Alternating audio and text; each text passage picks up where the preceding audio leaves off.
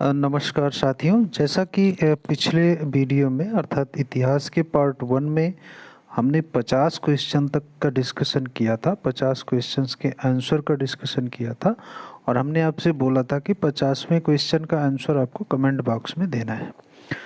तो 50वें क्वेश्चन का सही आंसर जो है वो अशोक है। सांची के स्तूप का निर्माण जो है वो अशोक ने करवाया था, सम्राट अशोक जिनको बोलते हैं। तो 50 नंबर क्वेश्चन का सही आंसर ऑप्शन बी है, सांची का स्तूप अशोक ने बनवाया था। ठीक है, चलिए अब आगे बढ़ते हैं क्वेश्चन नंबर 51 की तरफ। और क्वेश्चन नंबर 51 देखते हैं क्या है कि चंद्रगुप्त मौर्य को सैंड्रोकोट्स के रूप में पहचान की। चंद्रगुप्त मौर्य की सैंड्रोकोट्स के रूप में पहचान किसने की थी? तो इसका सही आंसर जो होगा वो विलियम जोन्स। विलियम जोन्स ने चंद्रगुप्त मौर्य को सेंट्रोकोट्स के रूप में पहचान की थी। ठीक है, ये क्वेश्चन नंबर 51 हो गया। क्वेश्चन नंबर 52 की तरफ बढ़ते हैं। अशोक के किस शिलालेख में उसके कलिंग विजय का उल्लेख मिलता है? तो अशोक के किस शिलालेख में?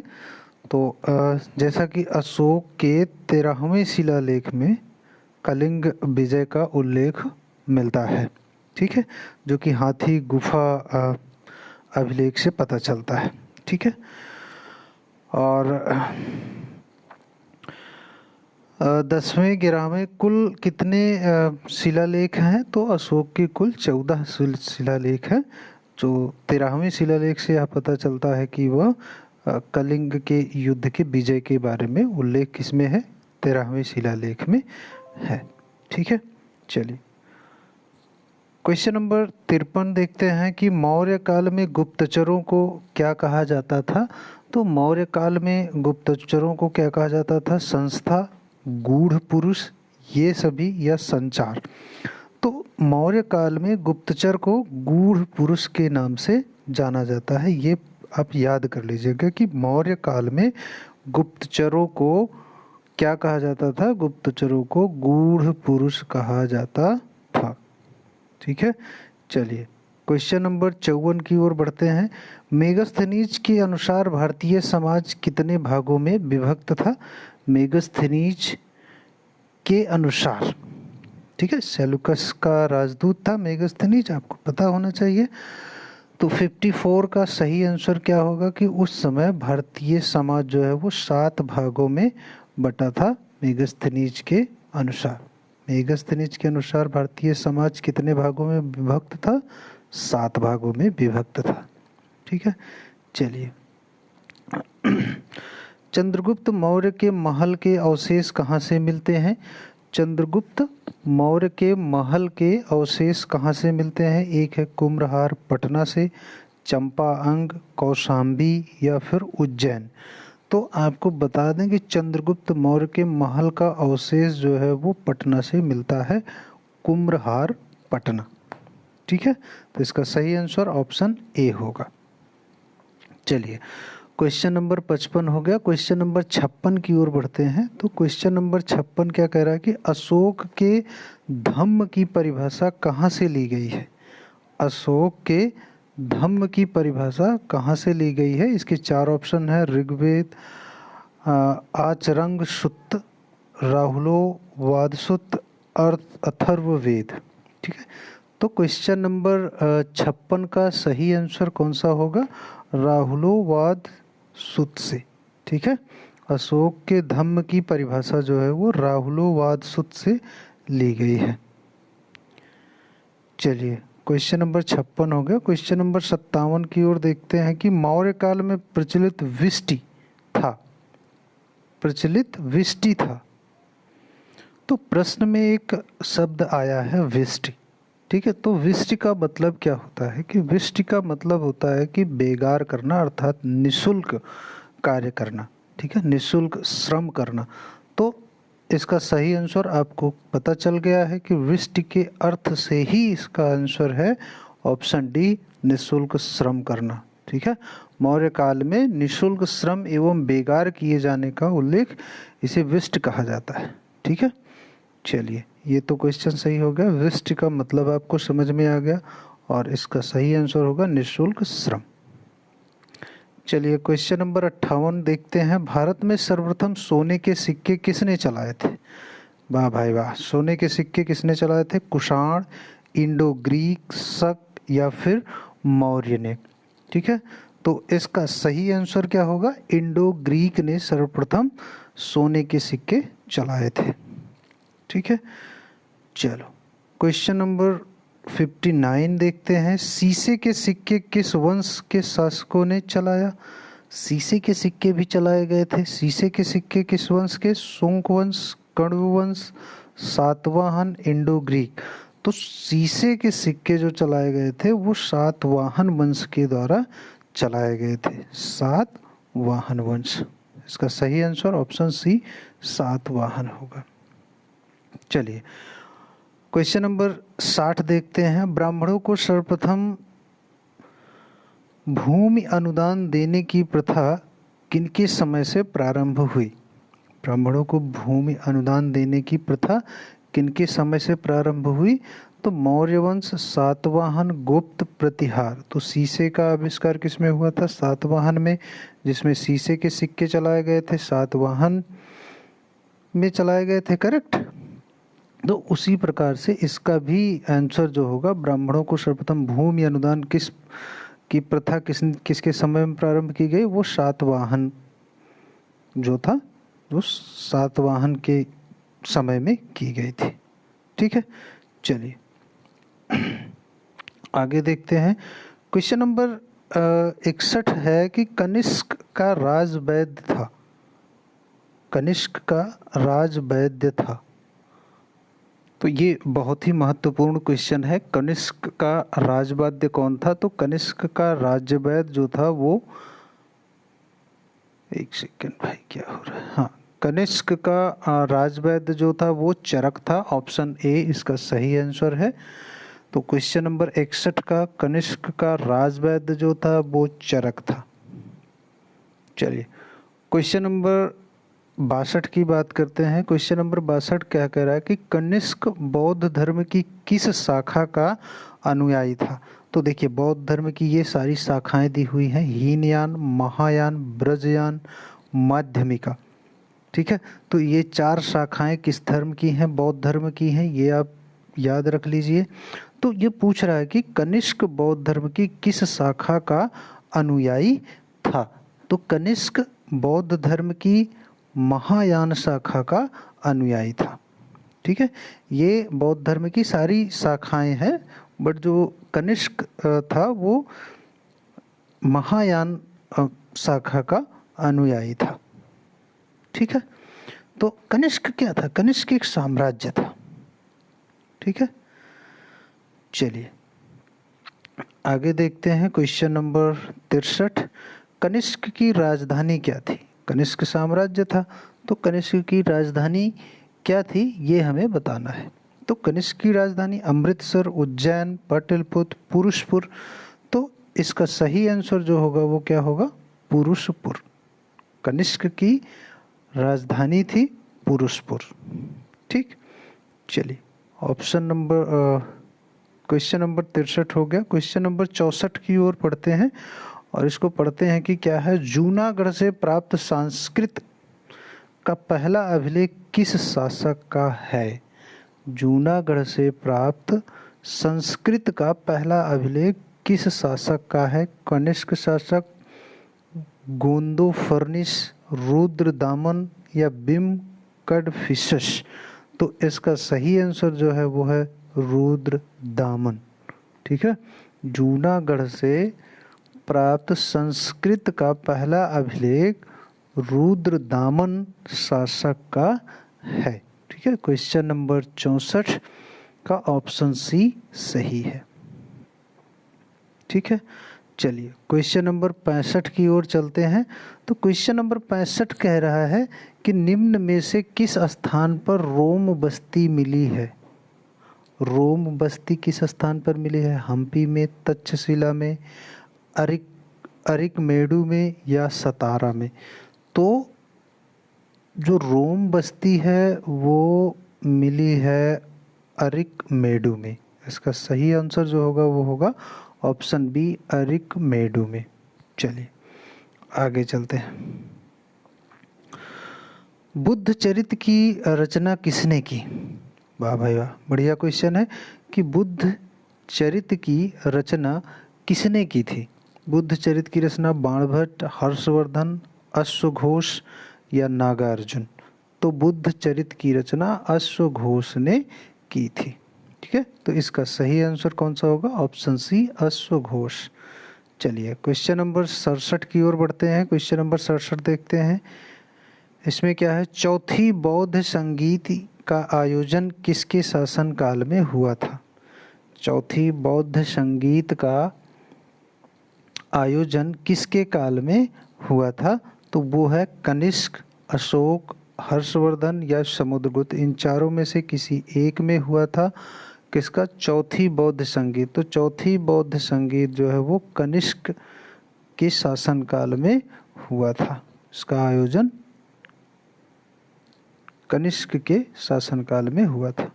ठीक है, क्वेश्चन नंबर 67 हो गया। क्वेश्चन नंबर 68 कह रहा है कि गुप्त संवत की शुरुआत किसने की? चलिए ये आंसर है, इसका पहला ऑप्शन है चंद्रगुप्त प्रथम, चंद्रगुप्त द्वितीय, चंद्रगुप्त समुद्रगुप्त या श्रीगुप्त।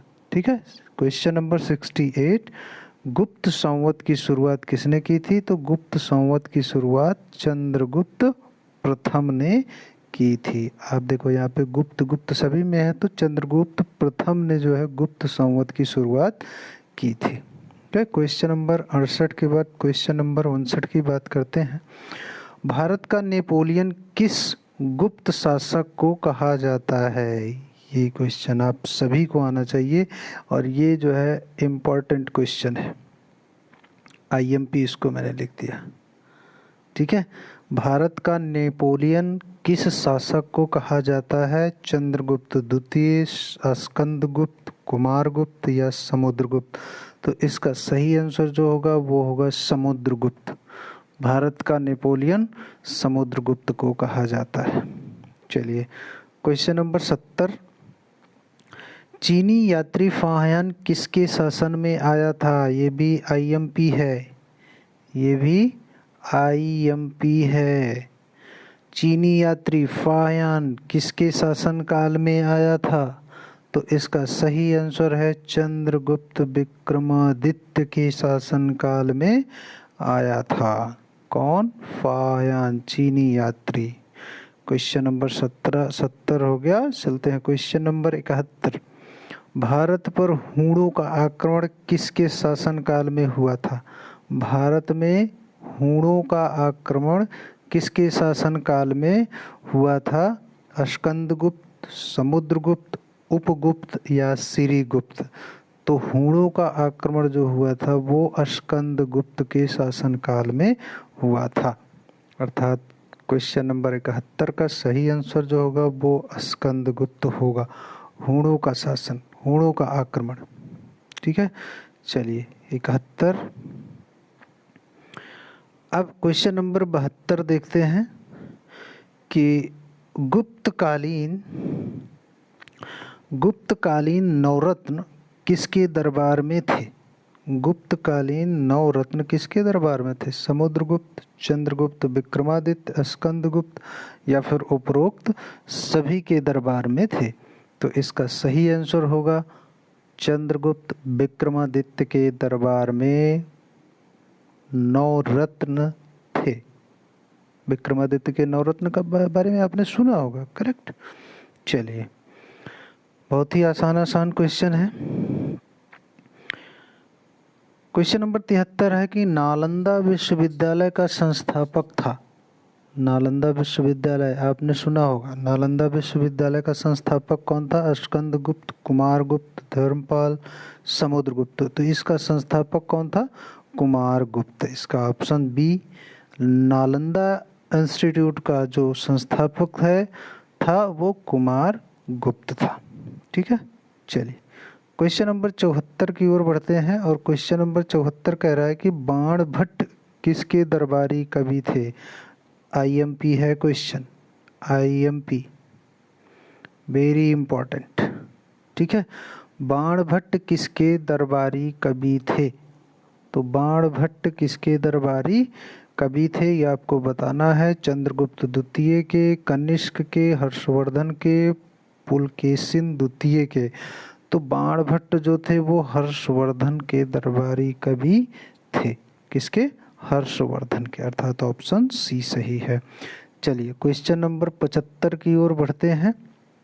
हर्षवर्धन की राजधानी क्या थी? क्वेश्चन नंबर 75, हर्षवर्धन की राजधानी थानेश्वर, कन्नौज, उज्जैन, पाटलिपुत्र। हर्षवर्धन की राजधानी आप सभी को पता है वो थी क्या? कन्नौज। हर्षवर्धन की राजधानी कन्नौज थी। ठीक है, चलिए क्वेश्चन नंबर 76 कह रहा है कि चीनी यात्री ह्वेनसांग किसके शासन काल में भारत आया था?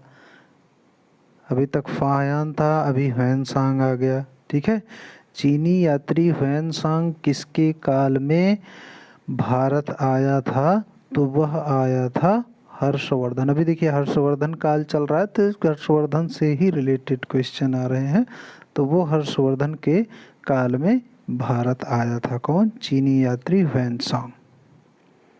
ठीक है, चलिए तो कन्नौज के लिए है हुए त्रिपक्षीय संघर्ष में, ये हुए है कन्नौज के लिए हुए, ठीक है, त्रिपक्षीय संघर्ष में अंतिम विजय किसकी हुई थी? क्वेश्चन नंबर 77 कह रहा है कि कन्नौज के लिए हुए त्रिपक्षीय संघर्ष में अंतिम विजय किसकी हुई थी? तो अंतिम विजय पालों की हुई थी या प्रतिहारों की हुई थी या राष्ट्रकूटों की हुई थी या चालुक्यों की हुई थी? तो क्वेश्चन नंबर 77 है, इसका सही आंसर क्या होगा? यह है प्रतिहारों की हुई थी। कन्नौज के लिए हुए त्रिपक्षीय, ये कन्नौज के लिए त्रिपक्षीय संघर्ष किया गया था जिसमें प्रतिहारों की विजय हुई थी। ठीक है, क्वेश्चन नंबर 78 की ओर चलते हैं। क्वेश्चन नंबर 78 क्या कह रहा है कि किस राष्ट्रकूट शासक ने एलोरा के पर्वतों को कटवाकर प्रसिद्ध कैलाश मंदिर का निर्माण कराया था? ये भी इम्पोर्टेंट क्वेश्चन है, IMP। ठीक है, इसको भी याद कर लीजिए, किस राष्ट्रकूट शासक ने। ठीक है, क्वेश्चन नंबर 78 में, एक सेकेंड, इसका चौथा ऑप्शन नहीं दिख रहा है, आपको दिखा देते हैं, ये रहा चौथा ऑप्शन। तो किस राष्ट्रकूट शासक ने एलोरा के पर्वतों को कटवाकर प्रसिद्ध कैलाश मंदिर का निर्माण करवाया था? तो इसका सही आंसर होगा कृष्ण प्रथम, ऑप्शन सी। इंद्र तृतीय, कृष्ण तृतीय या इंद्र प्रथम? तो इसका कृष्ण प्रथम सही आंसर होगा। ठीक है, तो कैलाश, प्रसिद्ध कैलाश का मंदिर कृष्ण प्रथम ने बनवाया था।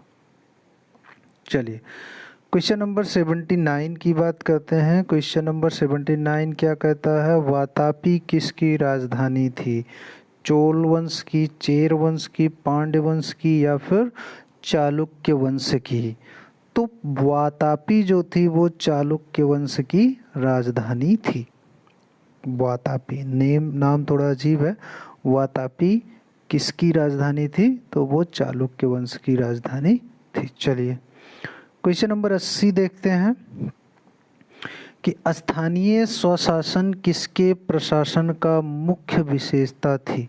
स्थानीय स्वशासन, स्थानीय स्वशासन का मतलब समझते हैं आप? अभी जो हमारे यहाँ पे वर्तमान में जो स्थानीय शासन है वो ग्राम पंचायतों का शासन है, नगर पालिका और नगर निगम का जो शासन है उसे हम स्थानीय शासन के नाम से जानते हैं।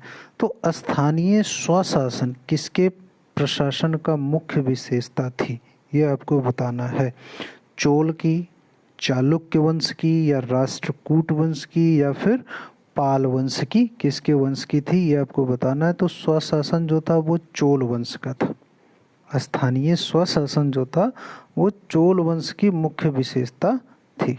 ठीक है, चलिए क्वेश्चन नंबर 81 क्या कह रहा है कि बृहदेश्वर मंदिर, IMP, इसको हम IMP, जो भी मंदिर से रिलेटेड है वो IMP है।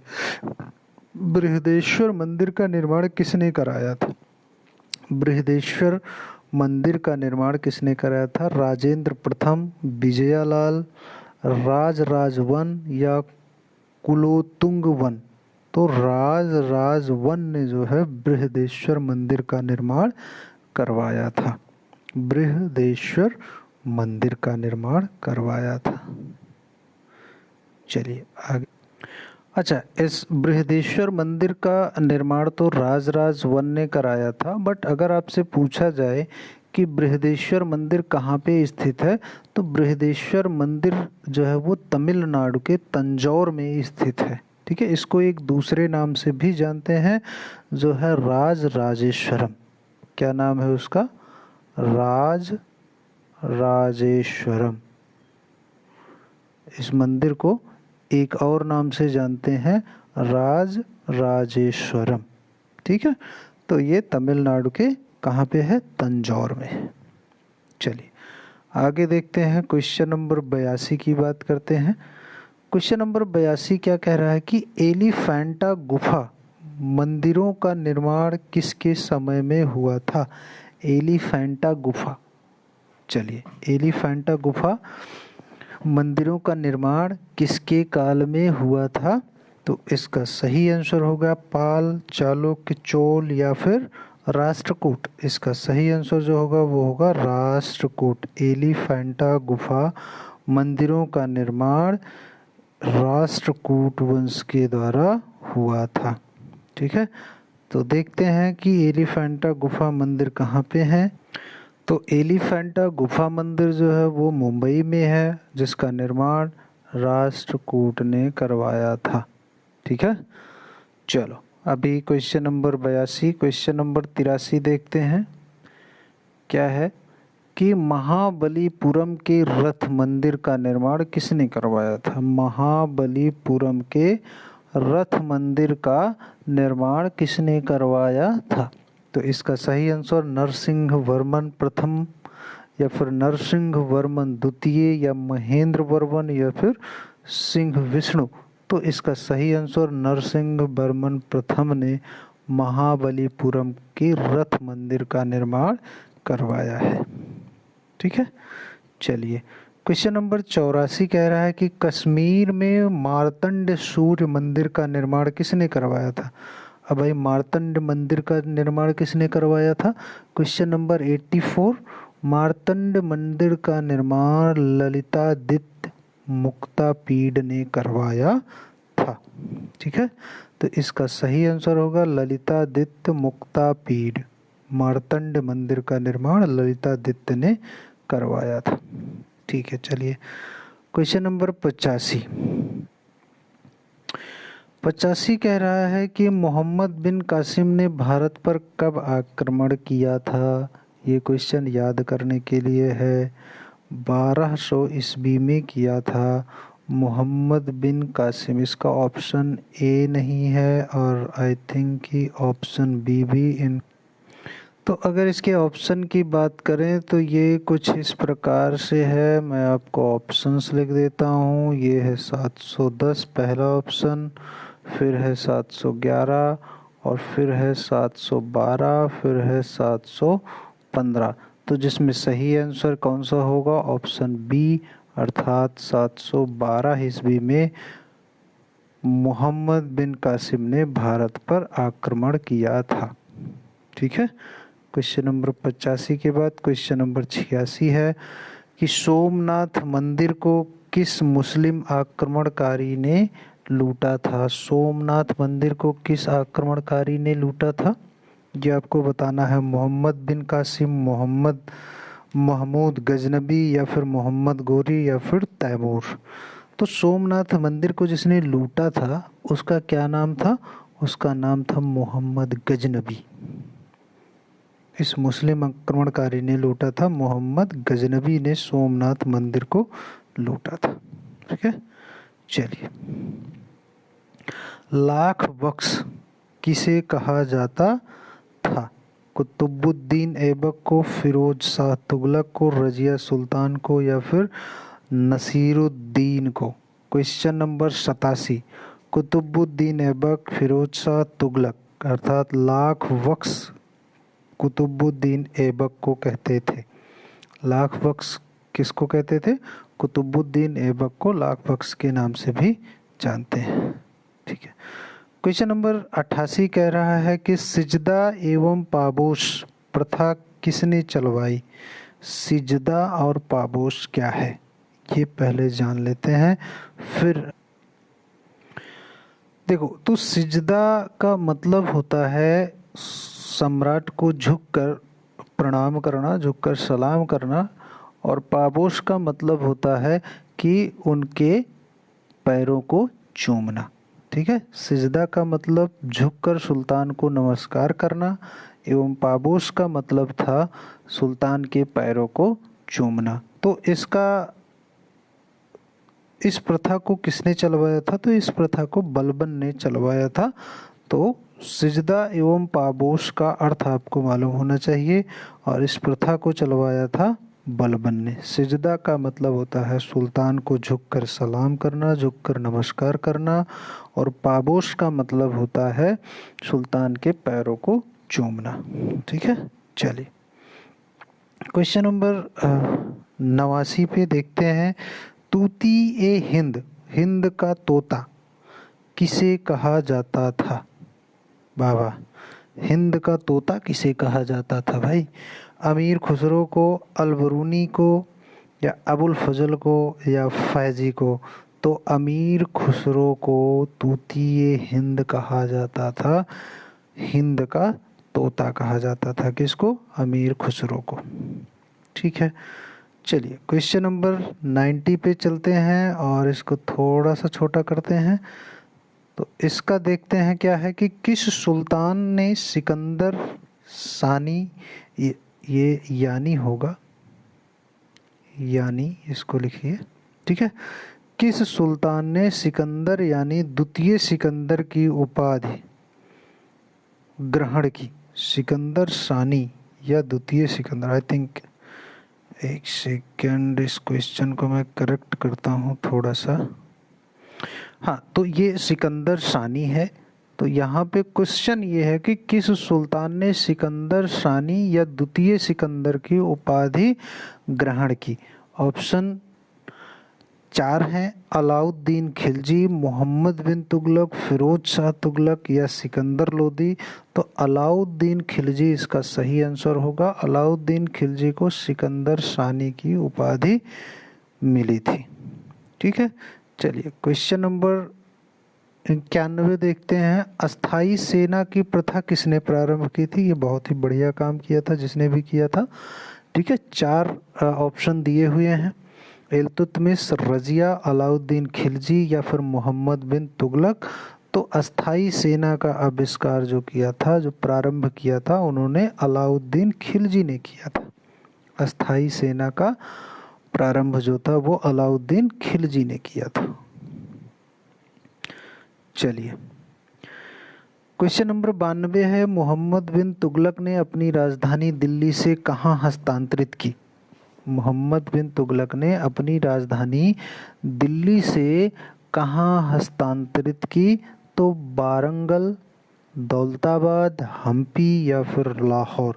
तो मोहम्मद बिन तुगलक, जैसा कि आप जानते हैं, उन्होंने दौलताबाद में अपनी राजधानी को स्थानांतरित किया था। दिल्ली से कहाँ ले गए थे? दौलताबाद। ठीक है। चलिए क्वेश्चन नंबर 93 देखते हैं। क्वेश्चन नंबर 93 क्या कह रहा है कि निम्नलिखित में किस सुल्तान को पागल कहा गया था? अरे बाप रे, सुल्तान को भी पागल बोल दिया। नसीरुद्दीन महमूद, मुबारक खिलजी, मोहम्मद बिन तुगलक, उपरोक्त में से कोई नहीं। तो इसमें मोहम्मद बिन तुगलक को पागल कहा गया था। किस सुल्तान को? मोहम्मद बिन तुगलक ऐसे शासक थे जिनको पागल की उपाधि दी गई थी। वाह भाई वाह। चलिए क्वेश्चन नंबर 94 की ओर चलते हैं और क्वेश्चन नंबर 94 क्या कह रहा है? क्वेश्चन नंबर 94 है कि तैमूर लंग में ने 1398 ईस्वी में किसके शासनकाल में आक्रमण किया था? भाई अजीब क्वेश्चन है। नसीरुद्दीन महमूद, मुबारक खिलजी, खिज्र खां या फिर बहलोल लोदी। तैमूर लंग ने किसके शासनकाल में आक्रमण किया था? तो इसका सही ऑप्शन है नसीरुद्दीन महमूद की शासनकाल में। कौन सा? 1398 में। ये बहुत ज़्यादा इम्पोर्टेंट क्वेश्चन नहीं है। चलिए देखते हैं क्वेश्चन नंबर 95।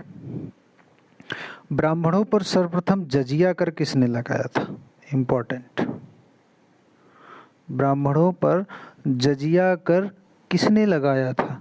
तो इसका सही आंसर है फिरोज तुगलक ने। जजिया कर किससे संबंधित है? फिरोज तुगलक से।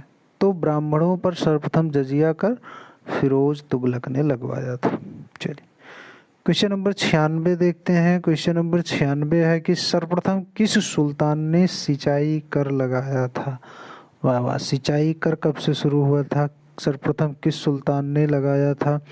Question number 96। तो फिरोज तुगलक ने सर्वप्रथम सिंचाई कर लगाया था किसानों के लिए। ठीक है, तो फिरोज तुगलक इसका सही आंसर है। सिंचाई से फिरोज तुगलक का संबंध है। चलिए क्वेश्चन नंबर 97 है। दिल्ली के किस सुल्तान ने अपनी आत्मकथा लिखी? वाह वाह, दिल्ली के किस सुल्तान ने अपनी आत्मकथा लिखी? तो फिरोज शाह तुगलक ने। फिरोज शाह तुगलक ने अपनी आत्मकथा स्वयं लिखी थी। चलिए क्वेश्चन नंबर 98 देखते हैं। क्वेश्चन नंबर 98 है गलरुखी के नाम से कौन जाना जाता था? वाह, गलरुखी के नाम से कौन जाना जाता था? सिकंदर लोदी, अर्जुन देव, फिरोज तुगलक या उपरोक्त में से सही सभी कोई नहीं। तो इसका सही आंसर होगा सिकंदर लोदी जो था वो गलरुखी के नाम से भी जाना जाता था। क्वेश्चन नंबर 99 सांकेतिक मुद्रा का प्रचलन किसने किया था? ये भाई सांकेतिक मुद्रा का प्रचलन किसने किया था? वाह, तो सांकेतिक मुद्रा का प्रचलन किया था इल्तुत मोहम्मद बिन तुगलक ने। ऑप्शन नंबर सी इसका सही आंसर होगा। सांकेतिक मुद्रा का प्रचलन मोहम्मद बिन तुगलक ने किया था। चलिए क्वेश्चन नंबर 100 की बात करते हैं। तो क्वेश्चन नंबर 100 का आंसर आपको कमेंट बॉक्स में देना है और इसके बाद के प्रश्न जो है वो हम नेक्स्ट वीडियो में देखेंगे और समझेंगे।